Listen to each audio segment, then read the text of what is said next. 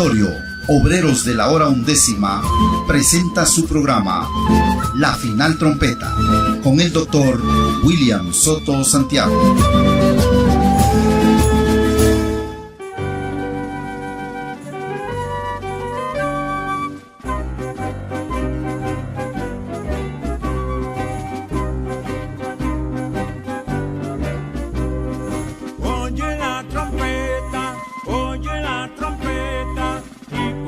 Entrar a eternidad. Oye la trompeta y podrás entrar a eternidad. La trompeta del Señor hoy sonando está, hoy sonando está. Es el mensaje final a esta humanidad, a esta humanidad. Venida anunciando está. Con Moisés y con Elías se ha cumplido ya. Está metiendo su hoz para su trigo cegar, porque es tiempo ya para cosechar. Óyela, para que puedas entrar a eternidad. Óyela, para que puedas entrar a eternidad.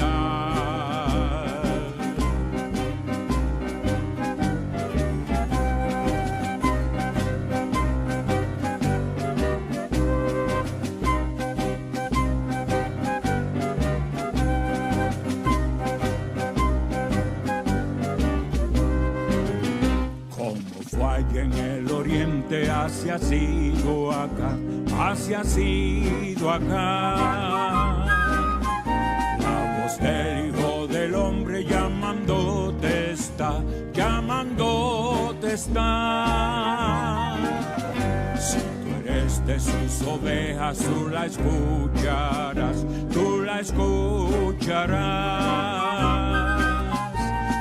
La voz del gran pastor te apacentará. Y te pondrá en su redil, de alimento te dará, y la vida eterna tú disfrutarás. Óyela, para que puedas entrar a eternidad. Óyela, para que puedas entrar a eternidad. Oye la trompeta y podrás entrar a eternidad. Oye la trompeta y podrás entrar a eternidad.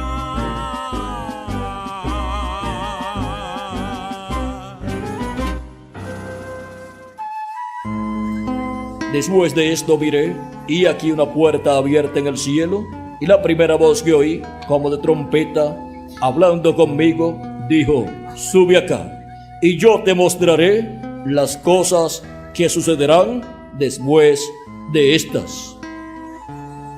A continuación, el doctor William Soto Santiago en un segmento de una de sus conferencias. Y ahora han transcurrido de Cristo hacia acá 2000 años, y delante de Dios, ¿cuánto tiempo ha transcurrido? Solamente 2 días.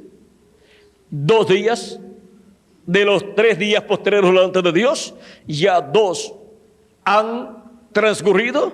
Si le añadimos al calendario los años de atraso que tiene, si no le añadimos los años de atraso que tiene, entonces faltan solamente 2 años con 4 meses para terminar los primeros 2 días postreros y comenzar el día postrero, o sea, el 7º milenio, que es el tercero de los 3 días postreros. Son 7 milenios por todo, pero de los 7 milenios hay 3 milenios postreros que son el quinto, sexto y séptimo milenio. Y ahora solamente faltan 2 años con 4 meses para terminar el segundo de los 3 días postreros y comenzar el tercero de los 3 días postreros. Y el tercero de los 3 días postreros es el día postrero delante de Dios, el cual es el milenio postrero para los seres humanos. Y para ese milenio postrero, que es el día postrero delante de Dios, es que Cristo dijo: y yo le resucitaré en el día postrero, o sea, en el milenio postrero. Ahora, cuando ocurrió la resurrección de Cristo, ocurrió en la mañana. Y también la resurrección de los santos del Antiguo Testamento que resucitaron con Cristo, conforme a San Mateo capítulo 27, versos 51 al 54. Y ahora, esa resurrección ocurrió allá en el quinto milenio, que fue el primero de los días postreros, porque la resurrección es para los días postreros. Esa resurrección de los santos del Antiguo Testamento ocurrió en el primero de los días postreros, y la resurrección de los santos del Nuevo Testamento está prometida para ocurrir en el día postrero, o sea, en el tercero de los días postreros. Y ahora hemos visto cuál es el día postrero, es el séptimo milenio. Y la mañana del día postrero, por cuanto un día delante del Señor es como 1000 años y 1000 años como un día, 1 hora delante de Dios, ¿cuánto es entonces? 1 hora delante de Dios son 41 años con 8 meses. Y la cuarta vigilia, vean, cada vigilia tiene 3 horas. De esas vigilias es que Dios habla en los evangelios, cuando Él dice, por ejemplo, vamos a ver lo que dice en San Marcos y también en San Lucas. En San Marcos capítulo 13, versos 34 en adelante, nos dice, y también en el verso 32 vamos a ver, verso 32 de San Marcos capítulo 13 dice: pero de aquel día y de la hora nadie sabe, ni aun los ángeles que están en el cielo, ni el Hijo, sino el Padre. Ahora, cuando se habla de ese día y de esa hora, se está hablando de ese día delante de Dios y de esa hora delante de Dios. Y ahora dice en el mismo capítulo 13 de San Marcos, verso 34 al 37, es como el hombre que yéndose lejos dejó su casa y dio autoridad a sus siervos y a cada uno su obra, y al portero mandó que velase. Velad pues, porque no sabéis cuándo vendrá el Señor de la casa, si al anochecer, o a la medianoche, o al canto del gallo, o a la mañana.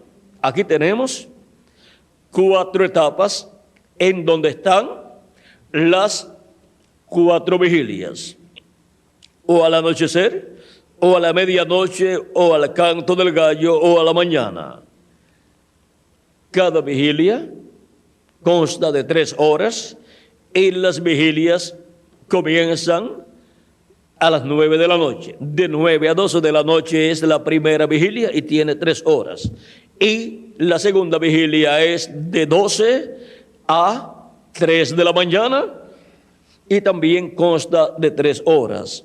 Y la tercera vigilia es de 3 de la mañana a 6 de la mañana y también consta de 3 horas. Y la cuarta vigilia es de 6 a 9 de la mañana y consta también de 3 horas.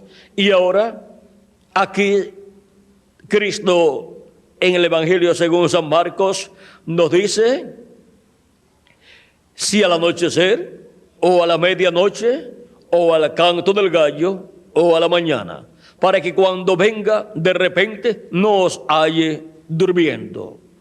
O sea que en esas 4 vigilias se requiere que los creyentes en Cristo estén velando. Velad. es lo que Él dice, para que aquel día no os tome durmiendo, no sobrecoja dormidos.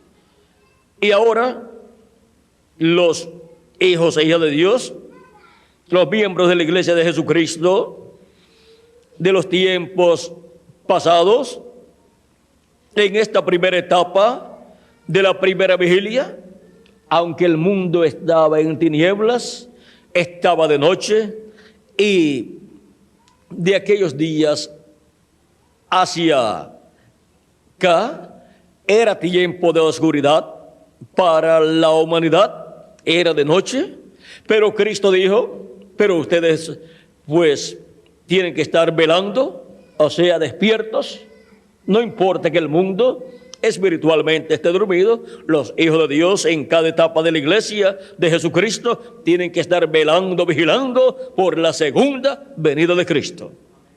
Velad y orad, es lo que Cristo enseñó. Y ahora Él dice, orad que seáis tenidos por dignos de evitar todas estas cosas que vendrán y estar en pie delante del Hijo del Hombre. Una persona que está velando no está dormida.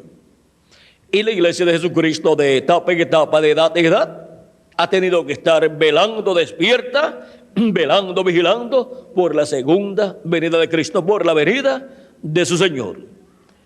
Y ahora San Pablo nos enseña que nosotros no somos hijos de la noche, sino ¿de qué? Del día. Siendo hijos del día, tenemos que estar despiertos, no importa en qué etapa de la iglesia de Jesucristo nos encontremos, si en la primera vigilia, segunda vigilia, tercera vigilia o cuarta vigilia. Ahora la iglesia de Jesucristo ha pasado por esas vigilias, la primera, la segunda y la tercera, y en la actualidad se encuentra en la cuarta vigilia, si le añadimos al calendario los años de atraso que tiene. Si no le añadimos al calendario los años de atraso que tiene, pues todavía la iglesia de Jesucristo se encuentra en la tercera vigilia, o sea, al final de la tercera vigilia. Ahora, veamos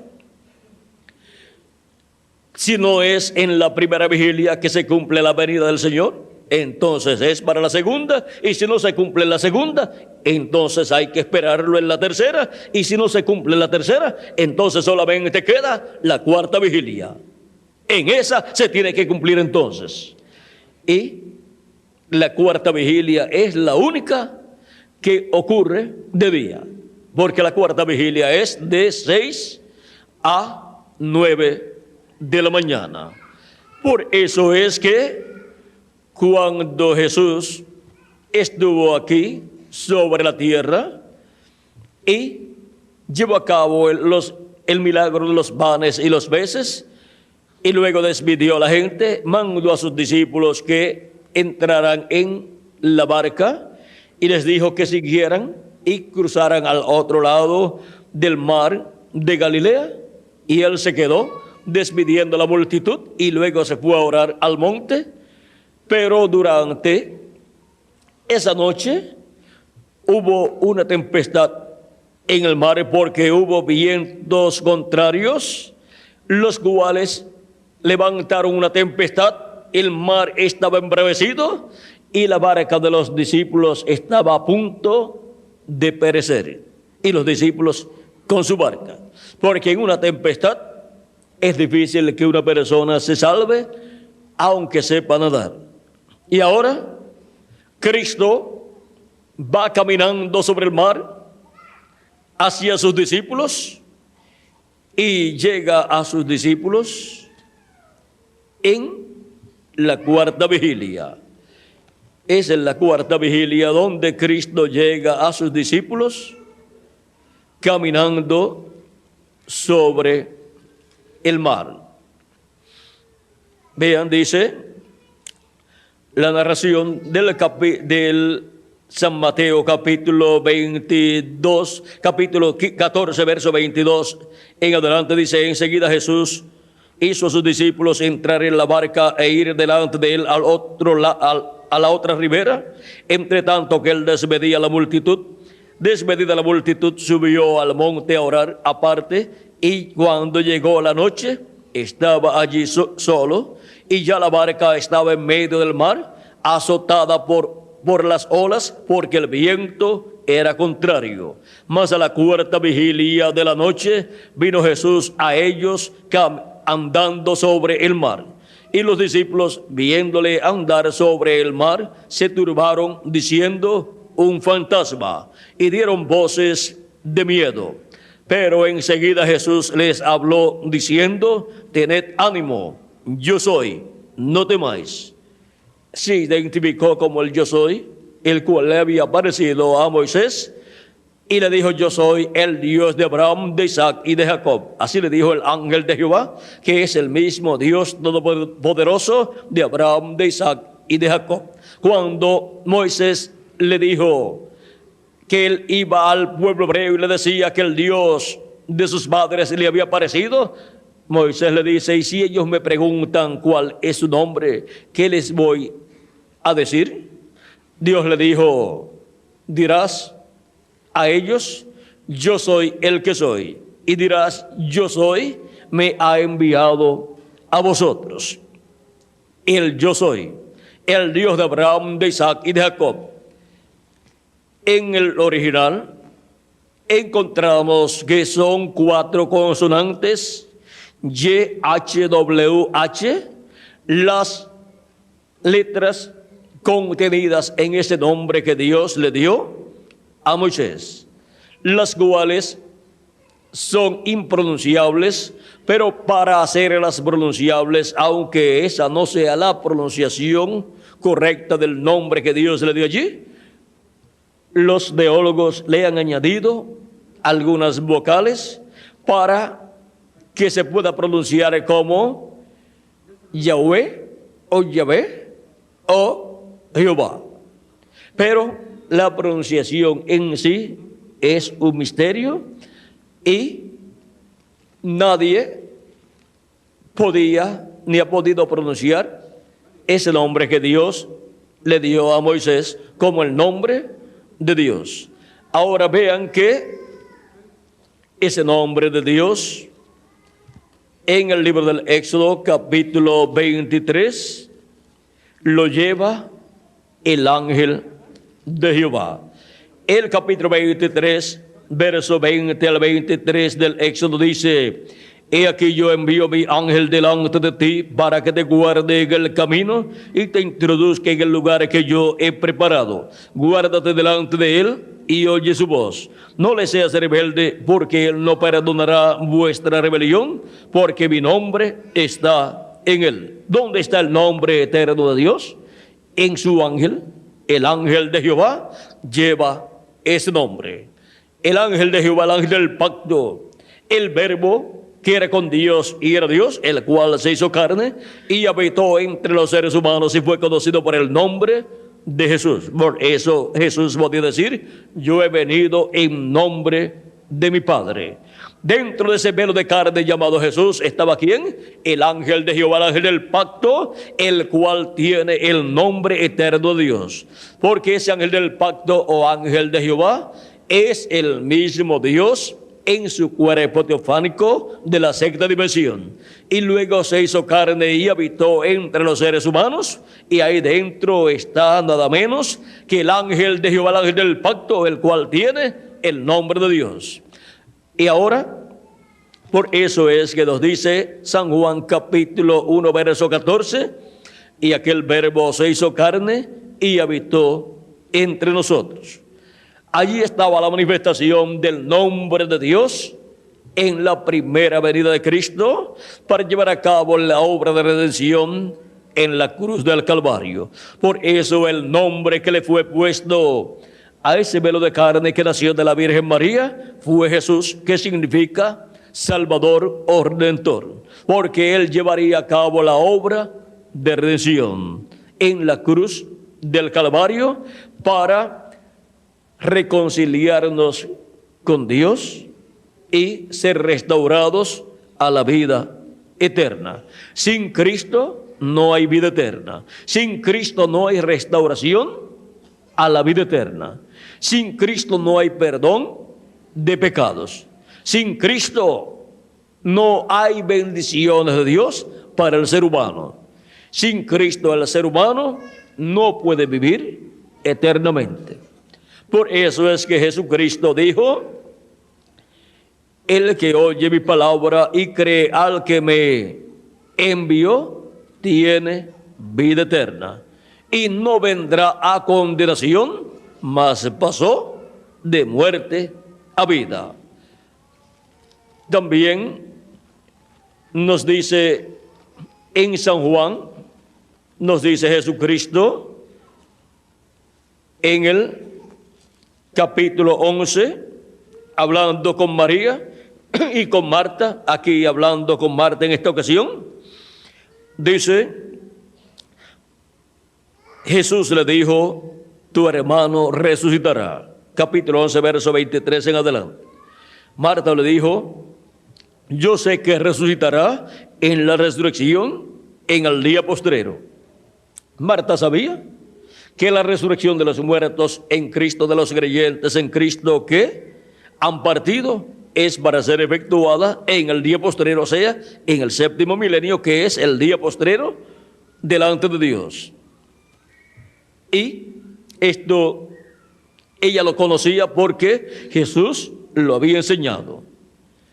Le dijo Jesús: yo soy la resurrección y la vida. El que cree en mí, aunque esté muerto, vivirá. Y todo aquel que vive y cree en mí, no morirá eternamente. ¿Crees esto?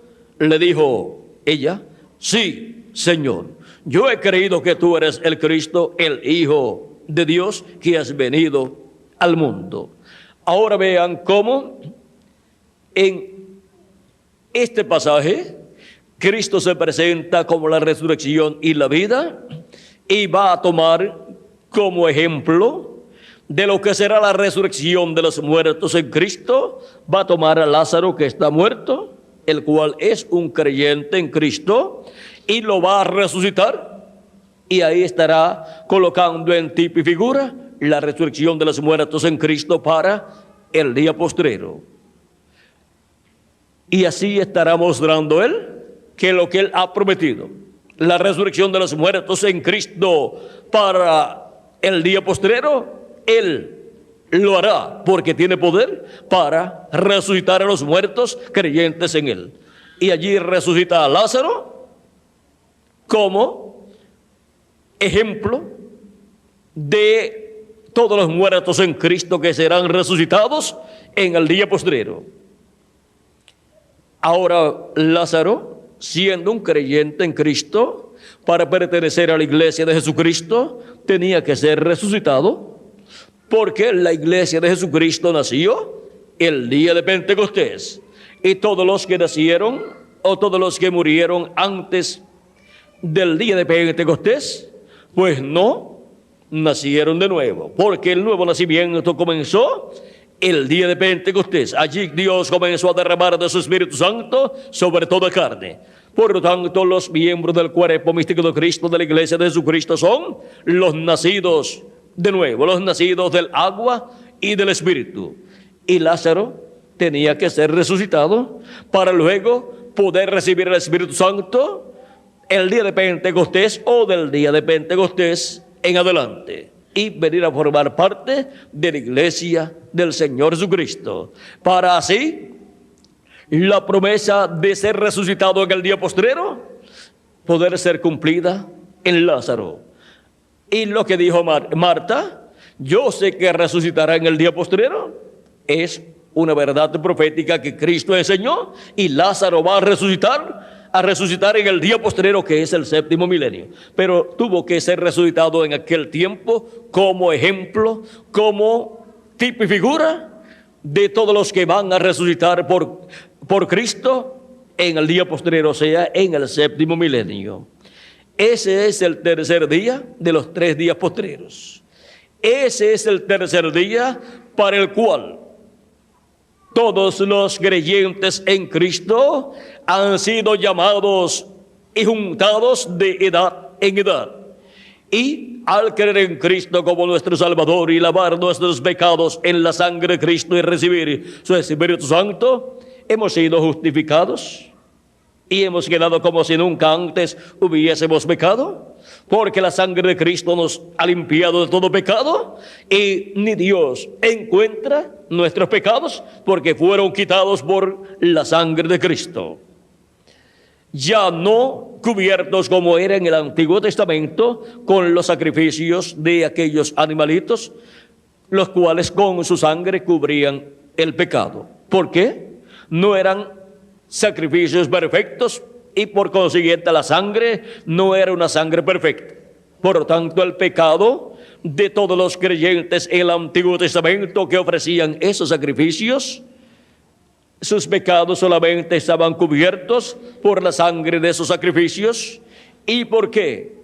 La sangre de esos sacrificios cubrían el pecado porque representaban el sacrificio de Cristo. Aquellos corderitos y machos cabríos representaban al Cordero de Dios, a Jesucristo, que vendría a la tierra y quitaría el pecado. Y cuando apareció Jesús, Juan dijo, presentándolo, dijo: he aquí el Cordero de Dios que quita el pecado del mundo.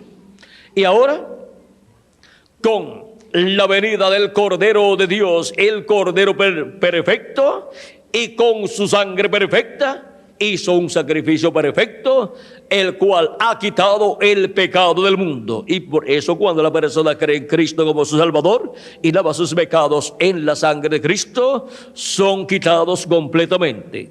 Y queda la persona como si nunca hubiese pecado. Y recibe el Espíritu de Cristo y así recibe el nuevo nacimiento. Nace de nuevo. Nace en la iglesia de Jesucristo, nace en una nueva raza, una nueva creación, de la cual Jesucristo es el principio. Apocalipsis capítulo 3, verso 14 dice que Jesucristo es el principio de la creación de Dios. De esa nueva creación, Él es el segundo Adán.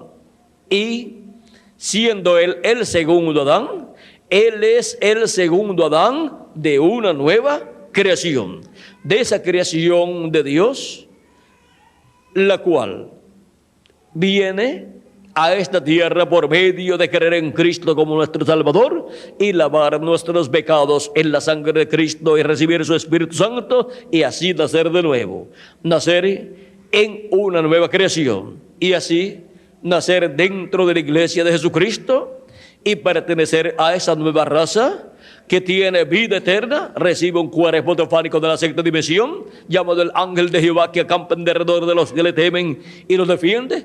Y si muere su cuerpo físico, pues va a vivir al paraíso en ese cuerpo teofánico. Y será predicado este evangelio del reino en todo el mundo para testimonio a todas las naciones, y entonces vendrá el fin. San Mateo 24:14.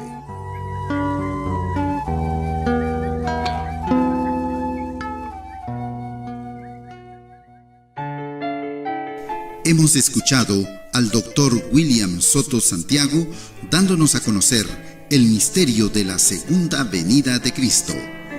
Reciba estas publicaciones impresas en libros, grabadas en audio y video, dirigiéndose a la siguiente dirección: Auditorio Obreros de la Hora Undécima, ubicado a una cuadra al norte del campo de fútbol Salinas 2, La Blanca, San Marcos.